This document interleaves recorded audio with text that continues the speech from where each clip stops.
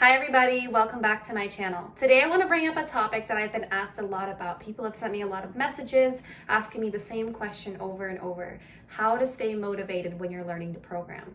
And in fact, this has been something that I myself have struggled in the past and still at times struggle with.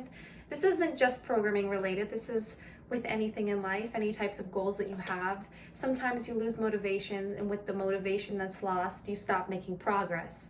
I'm sure there's times where you are programming and you quit and you don't look back at your code for a couple months and then come back to it later. So today we're going to talk about all the ways to stay motivated, things that have helped me in the past, mistakes that I've made that I want to share with you guys. So hopefully this really helps you. Okay, so let's rewind a little. So 4 years ago, I started learning programming, and I started by looking at videos on YouTube and looking at some free resources online. Super motivated. I started watching tons of tutorials. In fact, I got stuck in something called tutorial hell, where I consistently was watching tons of tutorials, copy pasting code, but not really truly understanding what I was doing. So that was one of the biggest first mistakes that I made, because when I would start and try to make a project on my own, I was unable to do anything, and it felt like I had spent hours and hours learning, but yet I had gotten nowhere. And so the first pointer that I want to give you guys is make sure that when you are first starting, that you really solidify the basics. Tutorials are important, all of that is important, but you really got to understand the basics of a language so that you can take those components apart from outside of the tutorial and build something on your own.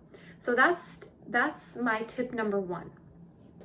So something that took me a long time to understand, and I'm pretty young, but it's taken me a couple years to really understand that you can't rely on motivation. And motivation is such a commonly used word in our society, and there's so many YouTube videos that are like, this is how you stay motivated, but you can't rely on it. Because one day you wake up and you feel amazing, and you're super motivated, it's Monday morning, you're gonna get a million things done, and you actually do, and then the next day you wake up feeling a little sick or tired, and all of a sudden, you don't feel like doing anything. And guess what?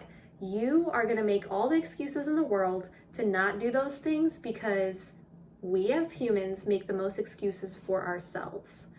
And that's just the way it is. So I would say you can't really truly rely on motivation, and you can't motivate yourself every day. It's just not gonna happen. So that's something that took me a little while to understand, but I started watching some videos online. I realized that you really got to rely on self-discipline. There is nothing out there like self-discipline. Is self-discipline something that we want to do? Absolutely not. Self-discipline sucks. And so today I want to talk to you guys about some tips that actually revolve around self-discipline when you're learning programming to keep you focused. And there's some very basic principles, but they will really do a lot when you apply them to your life in general, not just programming. In fact, you can take the tips that I give you today specifically for programming in a programming context, take them out and use them elsewhere, wherever you need. So many times when we're learning something new, we get really excited, and sometimes we overdo it to start with. I do that all the time. In fact, I'm kind of bad about it, and I've really been trying to actually get better about that in my life recently. But I definitely did that when I was first starting out. I was spending a lot of hours, 5 to 6 hours a day, just invested into programming and studying. And then after about a week or two, I stopped. I lost interest. And so it's more important to stay consistent than it is to have that random burst of motivation and energy. Because that motivation, like I said, is going to only last a certain amount of time. And then after that, you have to rely on self-discipline. And one principle of self-discipline is consistency. So instead of spending 5 hours a day the first couple weeks that you're studying or learning programming, whatever you are doing, take the time to first figure out the appropriate amount of time that you can consistently give every day, or whatever amount of time you can give within your schedule. We all have very different timelines in lives. We have families, jobs, kids, and so depending on what your life looks like at the moment, your timeline might be different from someone else's. One more note on consistency that I want to make sure to mention is when you're first starting out especially, make sure to schedule in some time for some breaks too. And what I mean by that is, like, say you make a goal where you say, I want to consistently study every day for 30 minutes. Well, instead of making that your goal for consistency at the moment, maybe say, I'm going to study 5 out of the 7 days for 30 minutes. Because by setting the bar a little lower for yourself, you're also giving yourself the opportunity to take a break. And sometimes you need that. Sometimes you can't go all in when you're first starting out, just because, like I said, it's easy to burn out and lose motivation when you start going too fast. Something really important that you're going to have to develop at the beginning of your programming journey is going to be a sense of purpose. You're going to want to ask yourself, why are you doing this? What is the end goal? And sometimes those questions are really hard to answer at first, because sometimes you don't even really know. In fact, when I first started programming, I didn't really know very much about tech. If someone asked me, hey, what do you want to do? Do you want to be a web developer, a machine learning expert, an iOS developer, a software engineer? I wouldn't know how to answer that question. And so sometimes it takes research and time to really determine those types of things, but having small goals in mind as to what you want to learn and where you want to get to within a certain period of time are very important. For me personally, I quit my job at the bakery and I knew I had a certain period of time, a deadline, in which I had to find a job programming because I was going to run out of money. And that period of time was 6 months. That gave me 6 months to study and focus full time on studying to where I was prepared to get a job. And once you have a sense of purpose, that's when the smaller goals come into place to figure out how are you going to get there, to answer that question, right? Like, depending on what path you're going to take, what are you going to learn? How much time are you going to spend? How consistent are you going to be? Brings us back to that. Now, I will tell you, if you don't have a sense of purpose, it's going to be hard to stay disciplined when you're not motivated. All right, so let's talk about accountability real quick. We as humans are really good at making excuses.